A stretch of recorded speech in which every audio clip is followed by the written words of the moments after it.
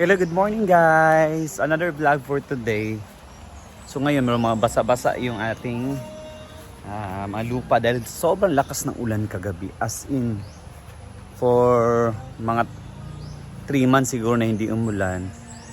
Ngayon pa umulan pero yung sobrang lakas talaga. Pero expected naman talaga pag June, laging umulan dahil yung mga past years naman talaga is bumabaha nga dito sa Hinaguan. Buti na lang walang back kahit sobrang lakas ng ulan kagabi. At hindi rin naglubog yung tubig yung parang may brown, di ba? So ngayon, kahapon sa schedule namin for laba. Kaso, naunahan kami. Mahina yung agos ng tubig. So hindi ako nakapaglaba. Hindi kami nakapaglaba ni Britney. At saka, yun na nga, hindi pa masyadong madami yung damit namin. Pero ngayon, kahit nasa bukid sila Britney, naggala sila with Brenda, kami lang ni Ansing dito na iwan. So maglalaba tayo dahil marami-rami na to. So at first, sinisegregate ko muna yung shorts, underwears, makulay, colored na damit at saka maputing damit. Yan. So while dito tayo maglalaba, actually, hindi pa ako makapaglaba dahil early pa ngayon, nasa mga 6 AM pa, 6:30 AM. Sirado pa yung tindahan, hindi ako nakakahingi ng sabon, powder kagabi. So antayin ko muna magising sila para makapaghingi ako ng sabon para makapaglaba na tayo. So dito lang tayo enjoy sa scene dito sa likod kung saan sinimulan nilang pagtatanim ng palay, di ba? Oh. Dito hindi pa nila nataniman. Yan. Oh. So mga ilang araw magiging makulay green na tong natin likuran. So yan, nagtatanim na sila. Magbibideo muna tayo dito while hindi pa ako makapaglaba. Pero napapuno na ako ng tubig sa washing at sa mga planggana din. Yan yung pagtatanim nila kaya na. First, inisprayan muna nila to. Yan, para mapatay yung mga peste like mga kulkul, parang snail yata yan silang kumakain ng palay. Yan. Tingnan nyo guys yung mga yan yung mga kulkul.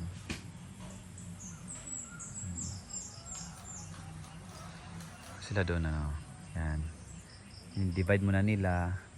Pero ang bilis nila kanina, kunti pa yan. Po ngayon, madami na. Paano kaya yan nila kinukuha yan sa pagtanim? Isa-isa? Isa-isain siguro. Ang taas pala ng proseso nito guys. Galing sa pagpapatubig, pag-flow ng pag-aararo ng kalabaw. Then pagtatanim ng palay para maging ganito. Then i-divide siya by ganyan. By pongpong. Pongpong tawag sa amin yan dito sa probinsya. Sa Bisaya. Then tsaka naman siya itatanim ng ganyan. Parang pa isa-isa. Hanggang sa mapuno yung parang isang area. So yan. At saka umiinit na.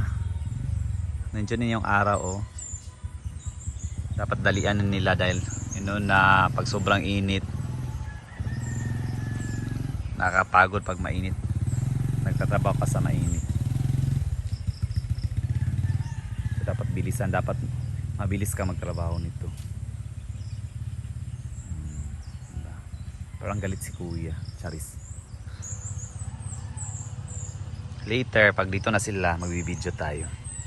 But for now, maglalaba muna tayo. So yan guys, mainit na ang panahon, pero wala pa ako nakasugod sa akong paglaba. Sirado pa kasi tindahan, hindi pa ako makakuha. Sana nakumuha na ako ng sabon kahagabi. Sayang, yan mainit na, tulog pa rin si Jinjin. Thank God, maganda yung panahon. At kahit umulan kagabi, hindi siya naglubog, hindi nagbaha. At si Ansing, kakatapos na niya magwalis, so malinis na. Yan.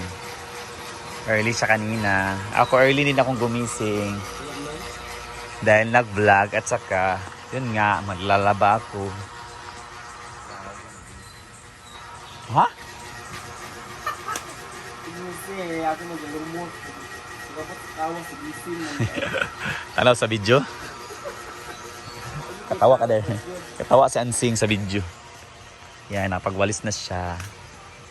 Pero sirado pa rin yung tindahan. Nasa mga ano na yun, almost 8.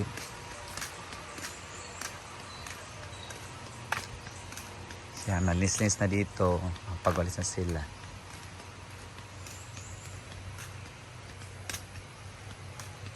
So kahapon, nag-drain ng tubig, din diretso paagasan na ito. Pinatubigan na diretso yung pool. Para by Friday, punong-puno na. By Thursday pala, o Wednesday night, mapuno na to. Dahil meron kaming guests by Thursday, fully book kami dito. Yan, may dahon-dahon pa. Practice clean na yung tubig. I-vacuum filter na lang yan later. So kahapon, yung tubig, ito, bumalik na siya sa clear. Not like kahapon dahil sa lindol, sobrang lakas ng lindol guys. Yung deep well talaga, umalog dahil nga nag-brown yung tubig. So yan. So bisitahin natin yung nagtatanim guys. Sobrang init na, mainit na. Puli matapos na sila.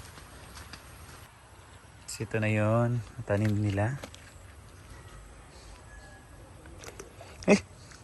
No. So yan. Parang iba-iba yung direction nila. So nalagyan na yung mga palay. Oh.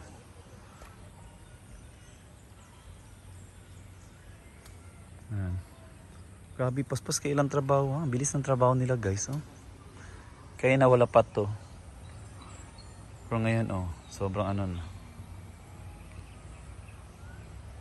Yan.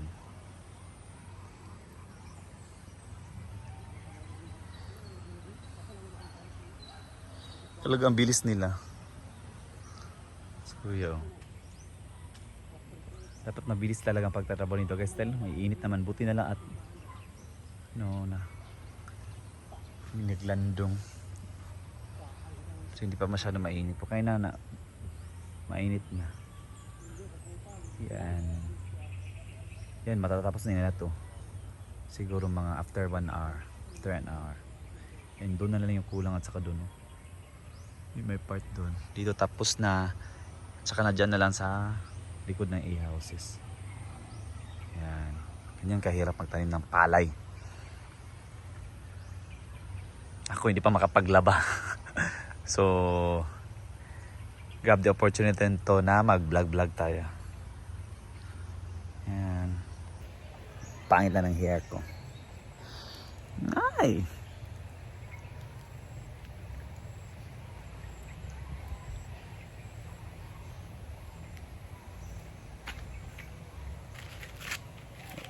May chika-chika na lang kami ni Ansing.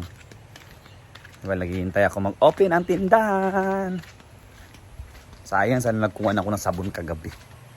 Early pa naman ako gumising, 5 AM gising na ako dahil gusto ko matapos ko na early para pagkalaba ko talaga, madari na talaga. Hindi pa maghapon, madari na. So, thank you Lord. And na-open yung tindahan at makapaglaba na tayo. So yan, simulan yung bakbaka natin sa labayan. Marami itong mga bedsheet pa. Yan. Simulan na.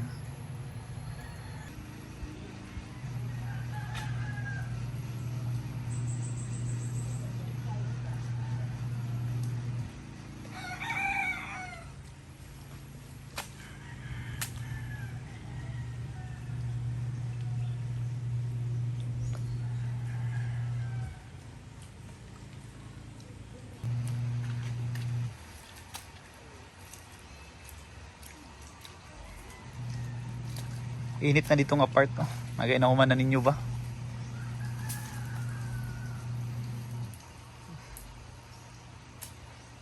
So yan guys, saktong 11:30 AM. Natapos din ako sa labada. Nag-start ako mga 8 AM yata yun. Start sana ako mga 6 kaso hindi pa ako nakakuha ng sabon dahil sirado po yung tindahan. So yan, 8, 9, 10, 11. 3 hours din. 3 hours more yung paglaba ko. Yan. Thank you Lord, natapos ko rin yung paglaba. And of course, katatapos din ng pagtanim ng mga palay ng mga farmer. Sakto, medyo mainit na. Yan, natapos na rin nila. Oh.